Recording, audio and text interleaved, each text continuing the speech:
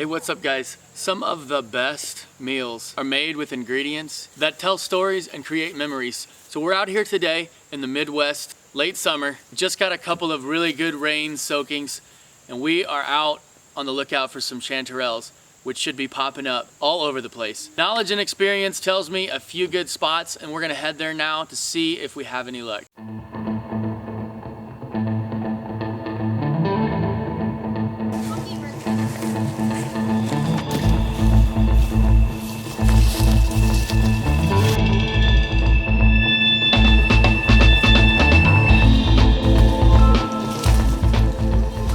Good luck looking for almost any mushroom in deep woods. Usually places where you'll find moss like this and ferns. A lot of times it's good fertile soil and it's very rich in organic material. It retains the moisture because of all the leaf matter in the woods. Has a lot of organic material and it retains moisture very well. So oftentimes that's where I will find, pretty much all the time is where I'll find fungus growing. And of course, chanterelles are a lot like morels. I'll find them in the same spots from year to year. And like I said earlier, if you get a really good rain or a couple good rains in a row, all kinds of mushrooms start popping up, you know, because we are just looking around here on the forest floor and there's a ton of different fungus that's popping up. There's a huge one over there. Looks like it's way past its prime. I don't even know what that is, but just lots of fungus. So chanterelles have a distinct feature. So when you're looking at a lot of mushrooms, such as like this one right here, this is what you think of your like typical like mushroom. Okay, so you have your stem and it attaches to your top here, and so your gills are underneath of the top, and the stem attaches to that top, and so it does not, the gills stop at the stem. When we find a chanterelle, if we find a chanterelle, I'll show you how the gills actually go down the stem. And that's a pretty decent indicator that they're actually chanterelles.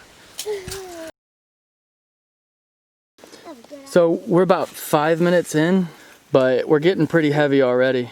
Got a really good supper anyway. Definitely gonna have some extra to dry. So, found our first fungus here. So, I can't remember the name of this off the top of my head. And I don't have my book with me. I call it a coral fungi. That might not be the real name, but I'll flash the name of it on the screen when I get back and I can look it up properly for you guys. But I do distinctly remember harvesting this one year and it was not very flavorful to me. I didn't enjoy it, so I'm just gonna leave it where it is. Well, look at these over here. Weston, you pass these up. There's a really nice one. I was staring at these. Oh my gosh. So much. Yeah, there's quite a few over there. That's not edible. You can't just pick up every mushroom in the woods and say it's edible. You can go pick that one. There's one over there. You're stepping on something. There's one over there. Guys, watch where you're stepping. There's so much. There's spider webs everywhere. You should put them into the bag here. Okay, so I want to show you guys what I was talking about with these gills. The gills will run down into the stem, all right, and then they will go all the way down the stem. So that's a really good indicator of chanterelles. So you're gonna pick those? At the very bottom. Ooh, you found more. You want me to pick them? Yeah.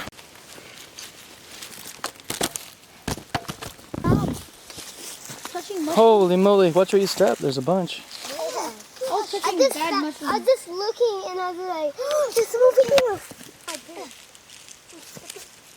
There's a huge one. That is big. So much.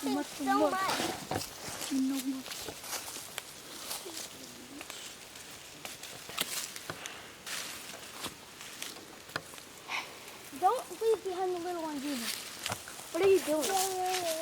Going hunting for some. You're trying to wait for those ants to crawl up your stick so you can eat them like a gorilla? Like an ape. Yeah. Or a gorilla. Yeah, a gorilla. So I think we got about 3 pounds here. We got about another 1.5 pounds at home. And so if you go online and look up how much they cost to sell to like restaurants, you know, high dollar fancy restaurants and whatnot, you're looking at over $1,000. So we are gonna take these home and see what we can do with them. We're gonna probably have to dry some, but I'm gonna make a chanterelle sauce with, and I'm gonna use it as like kind of like a pasta sauce and put it with some noodles and some pasta. And so we're gonna make like a little Italian dish out of it. And I think it's gonna be pretty tasty. So why don't you follow me to the kitchen? Alright guys, so we're back in the kitchen. One thing I didn't mention while we're out there is we always use a porous bag like this. You can use an onion sack, or this is actually a dive bag from when I used to dive. It's just something that's like mesh. It's got holes in it so that the mushrooms can breathe. It'll help them last a lot longer. So what you want to do is you want to go through and you're going to want to cut the dirty ends off. And then you're going to just want to go through and you're going to want to brush this dirt off as best as you can. So obviously we got a ton. I got some more in the fridge. So we're going to cook the ones in the fridge, and then we're going to take these, we're going to try to clean them all tonight to dehydrate them, and then I'm going to make a nice pasta dish with them, and I'll show you how to do that. So, you've got your mushroom here. I'm going to cut off this bad end here, toss that in a little bucket just to get rid of it. This is all going to go to my chickens. So then you just want to splash it in there and swish it around. And then you can use either a paper towel or just with your hand, just get all that dirt off. And so that one's clean. So I'll dump this whole thing in there real quick, just a couple swishes. And then we'll get all the dirt that I can get off with my hand. I'm gonna grab a paper towel. You use a paper towel as well. Get in there, get all the gills. Just knock that dirt off. Now if these are really, really clean, you can get away with just cutting the stems off and wiping the dirt off, but these, they're a little dirtier. They're a little too far gone almost, but not all the way. They would be better fresh, obviously, but you know, beggars can't be choosers, and they're really not too far gone, so definitely gonna taste fine. And so you're just gonna go through like that, and you know, it takes a while, but trust me guys, these are really, really good, and so it's totally worth it to go through and to get them nice and clean. Because there's nothing worse than biting into like some grit or something like that. And so just go through here and get all that nasty bugs and stuff off. But what you don't want to do is you don't want to just submerge it in water and let it soak. Mushrooms are really spongy, and so they will soak up that water, and it's going to take longer for them to cook and also longer for them to dehydrate when you want to dehydrate them to save for the winter or for later use. Alright, so I'm going to get these all washed up, then we'll start sauteing our first batch.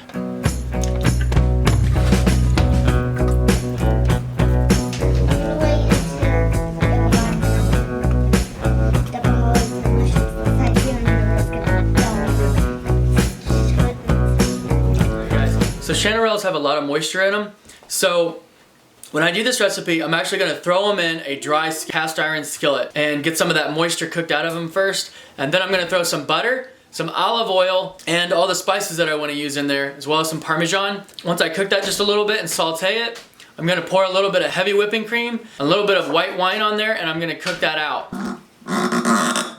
It sounds like you just fart.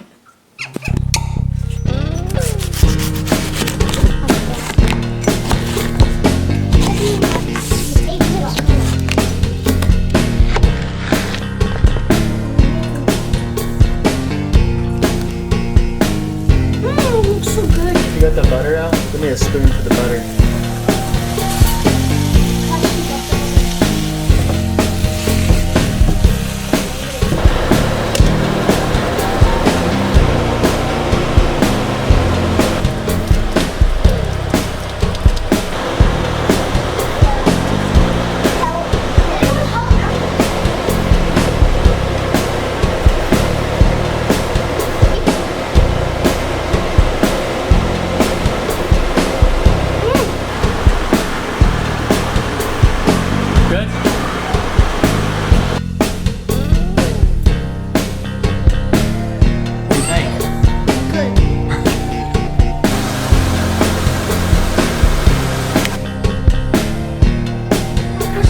Weston?